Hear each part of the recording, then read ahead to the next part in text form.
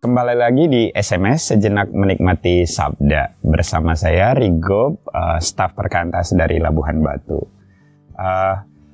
Kalau kita mendengar kata bertobat, apa yang ada di dalam pikiran kita? Atau kalau kita mendengar kata mengaku dosa, apa yang kita sedang pikirkan?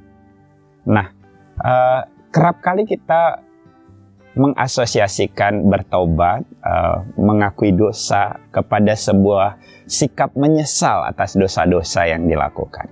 Tetapi yang menarik adalah di dalam kitab Injil, pertobatan yang disampaikan oleh Yesus tepatnya di dalam Markus pasal yang pertama, ketika Yesus berkata bahwa waktunya telah genap, kerajaan Allah sudah dekat, bertobatlah dan percayalah kepada Injil. Kata bertobat di sini tidak terlepas dari konteks teologi Markus. Kalau kita membaca sejak dari ayat yang pertama, kedua, dan ketiga, maka kita akan mengerti lebih utuh apa yang dihayati oleh jemaat mula-mula ketika menerima kitab Markus tentang kata bertobat.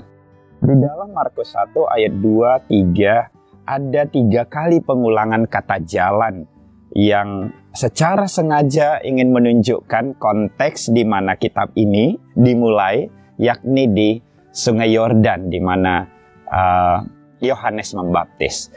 Karena itu bertobat adalah berbalik dari jalan yang lama kepada jalan Tuhan.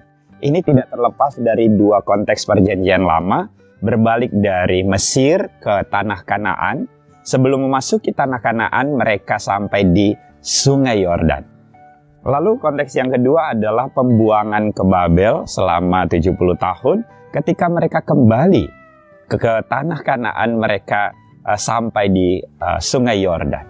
Penghayatan akan kembali kepada jalan Tuhan menunjukkan satu perubahan total dari kehidupan. Jadi bukan hanya soal menyesali akan perbuatan yang menyakiti hati Tuhan, menyesali akan perbuatan yang tidak sesuai dengan kehendak Tuhan. Tetapi pertobatan yang sesungguhnya adalah berbalik dari jalan hidup yang lama kepada sebuah jalan hidup yang baru, yakni jalan Tuhan. Kiranya setiap kita semakin menghayati apa artinya bertobat dan kembali kepada jalan Tuhan. Dan itu sebuah realita kehidupan kita, bukan hanya sebuah sikap yang sedih atas keberdosaan, tapi sebuah sikap yang bergerak maju untuk kembali ke jalan Tuhan.